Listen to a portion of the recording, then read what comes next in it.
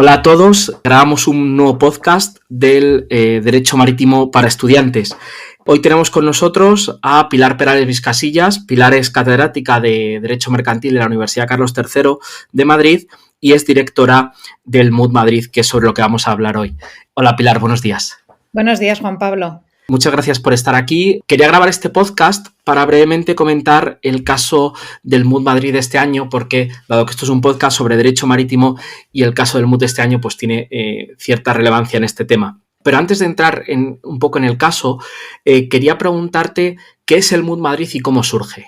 Bueno, gracias Juan Pablo. La verdad que un placer estar dirigiéndome aquí a los estudiantes interesados en el mundo del marítimo, que como tú bien conoces, pues es un mundo fascinante y sobre el que efectivamente hemos hecho el caso de este año del MUT Madrid. Mira, el MUT surge hace 15 años, precisamente cuando, con ocasión de que la Universidad Carlos III de Madrid ganó la competición internacional del MUT Viena, es decir, el Bill & Business International Commercial Arbitration MUT. La verdad que eso fue un momento, mágico, totalmente inesperado en un cierto punto, pero esperado por otro lado, porque ya en ese momento llevábamos 10 años compitiendo en la competición, pero inesperado porque realmente fuimos el primer equipo en lengua española en ganar la competición. A raíz de esa victoria tan importante por ser el primer equipo en lengua española en ganar la competición, el secretario general de la UNCITRAL, de la CENUTMI o UNCITRAL, pues nos propuso sacar un MUT en español y efectivamente pues lo hicimos, nos pusimos manos a la obra y ya estamos en la 14ª edición de la competición. Muchas gracias, Pilar. Y brevemente, ¿cuáles serían las fases de esta competición? ¿Cuáles son las fases del MUT Madrid? Mira, Juan Pablo, el MUT se asemeja mucho, el MUT Madrid se asemeja mucho a otras competiciones internacionales, especialmente a Viena, que fue, digamos, el modelo que nosotros seguimos a la hora de implementar la competición del MUT Madrid, aunque luego es verdad que nos hemos separado en algunos puntos de ella, imprimiendo pues nuestro sello personal, nuestra originalidad también a la competición. Básicamente, las fases son que a primeros de noviembre se publica el caso de la competición sobre el que tienen que trabajar los alumnos para realizar un escrito de demanda, primero, que se entrega más o menos a mediados de marzo y posteriormente un escrito de contestación a la demanda que se entrega como un mes aproximadamente más tarde.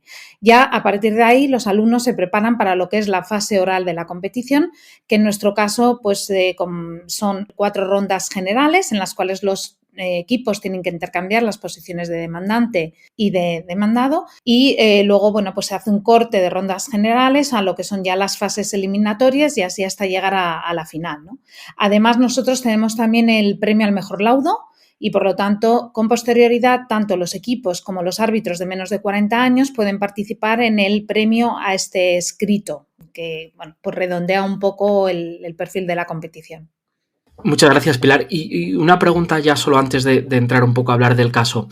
¿Cuál es la importancia o la novedad del MUT Madrid respecto de otras competiciones que tú bien conoces? Has mencionado el MUT de Viena, está el GSAP, o sea, varias de las competiciones internacionales que existen.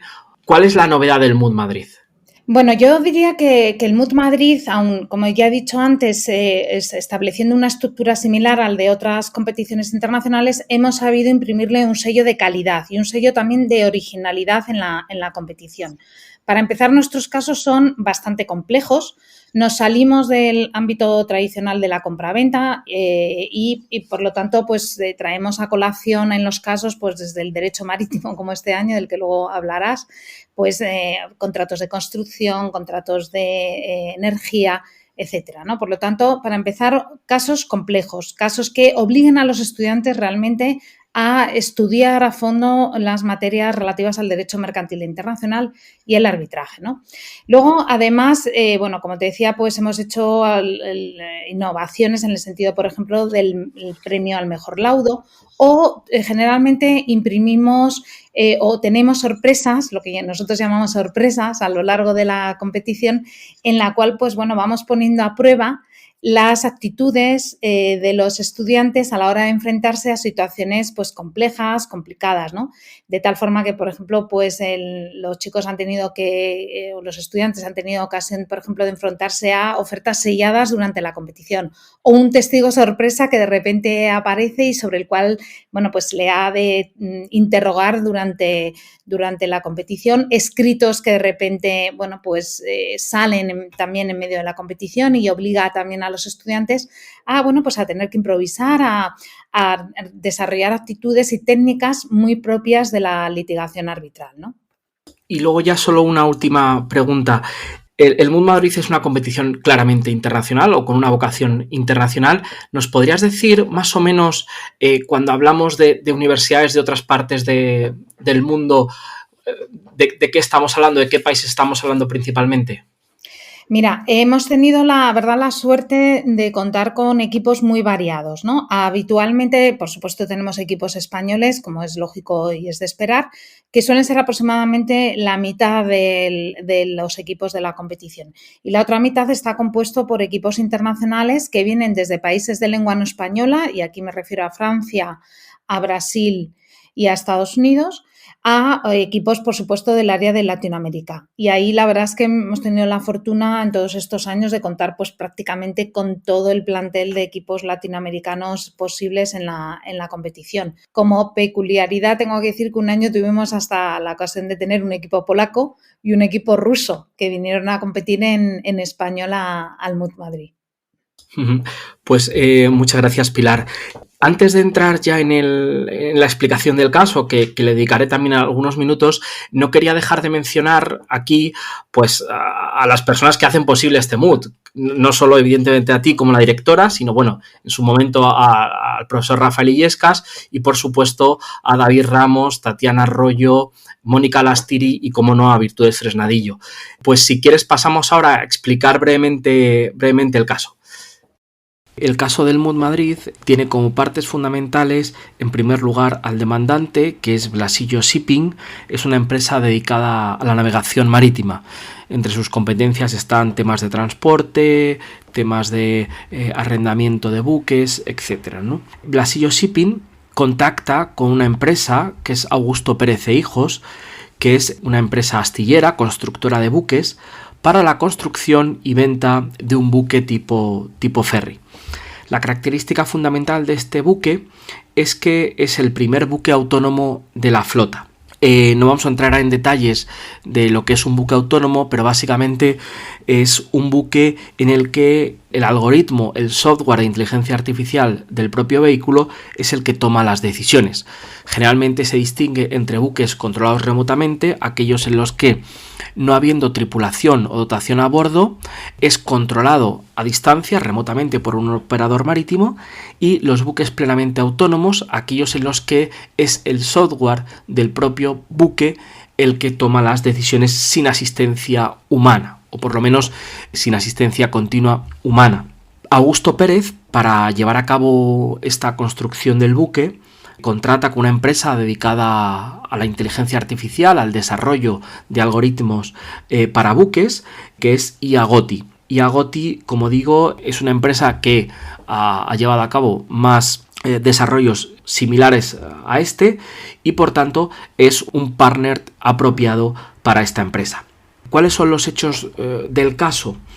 Bueno, pues se da este contrato de construcción, como hemos mencionado, el cual se desarrolla más o menos bien. Hay sus cláusulas contractuales que aparecen en el caso, se produce su intercambio de información, las pruebas de mar, se pactan el régimen de entrega, etcétera, ¿no? Es decir, bueno, pues un contrato de construcción más o menos habitual.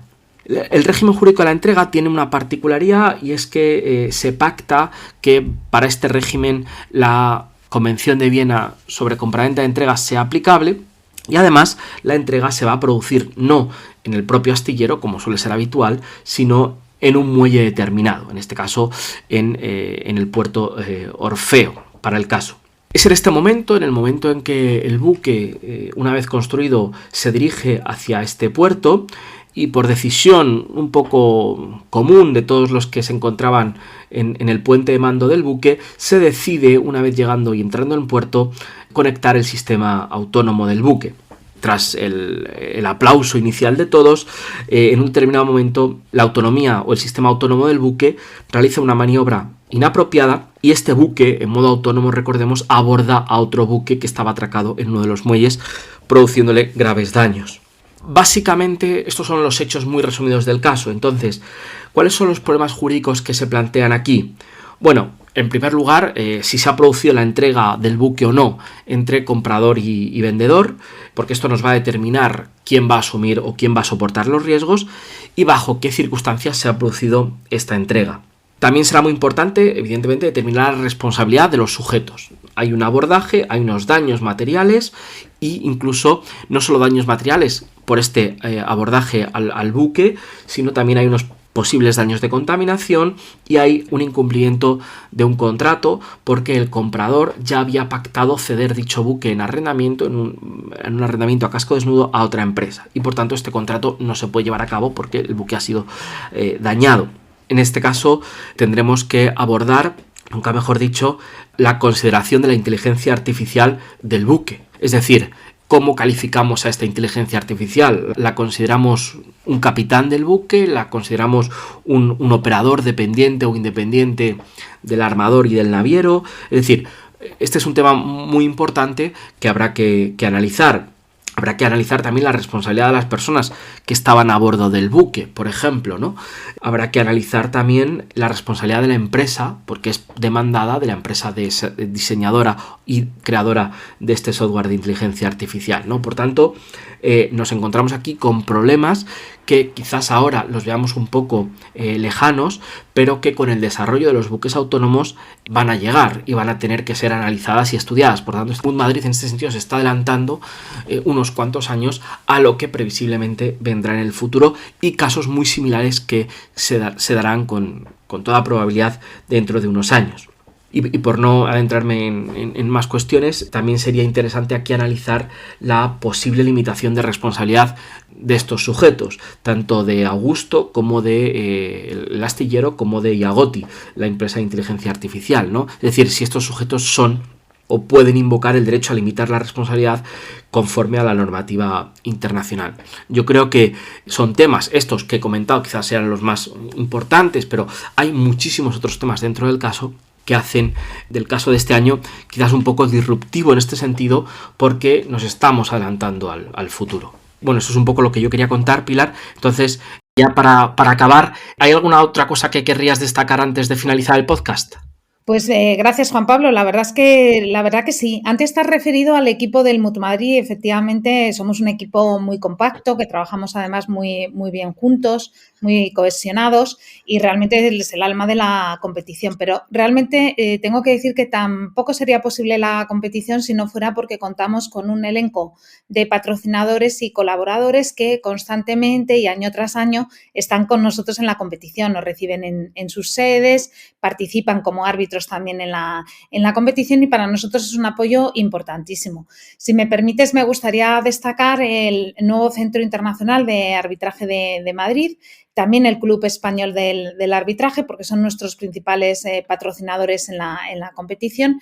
En el elenco de colaboradores, bueno, pues tenemos a la mayor parte de los despachos más importantes que tanto nacional como internacional en España y la verdad que es un lujo con poder contar con todos ellos. Aprovechando además tu pregunta y así hago una pincelada del caso, tenemos este año además el reglamento del Centro Internacional de Arbitraje de Madrid como base del reglamento arbitral de la competición y se dan una serie de patologías en relación con los convenios arbitrales precisamente sometidos al reglamento. Pues Pilar, muchísimas gracias por haber estado con nosotros. Agradecerte no solo el que hayas estado aquí, sino bueno, pues tu implicación en el Mood Madrid como actividad docente de gran importancia para la Universidad Carlos III de Madrid. Muchísimas gracias por todo, Pilar. Muchas gracias, Juan Pablo.